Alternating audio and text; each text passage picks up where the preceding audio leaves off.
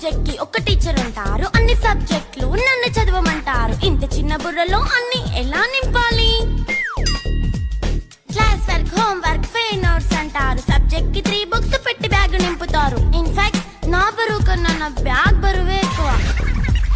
క్వశ్చన్లు, ఆన్సర్లు, సర్ప్రైజ్ టెస్టులు తమ్మి దాటుకొని మళ్ళీ స్కూల్ వ్యాన్ ఎక్కేసి అమ్మయ్య ఇక ఇంటికి వచ్చేసామనుకుంటే మార్క్స్ తక్కువ వస్తే చెయ్యాలి అసైన్మెంట్. రిపోర్ట్ కార్డ్ చూపిస్తే ఇంట్లో ఉన్న పనిష్మెంట్. హోమ్ వర్క్ చేయమంటూ మమ్మీ చంపుతుంటుంది. ట్యూషన్ టైం అయిందని డాడీ తరుముతుంటాడు. డాన్స్ క్లాస్ కి వెళ్ళమని తాతయ్య తిడతాడు. స్నాక్స్ తిని వెళ్ళమని నాన్నమ్మ ఆపుతుంది. ఇక అన్నీ అయిపోయాక కాసేపు టీవీ చూద్దామంటే మమ్మీ ఎంట్రీ ఇచ్చింది. బెడ్ ఎక్కమంది. చిన్న నాప్ తీసేలోపు తెల్లారిపోయింది.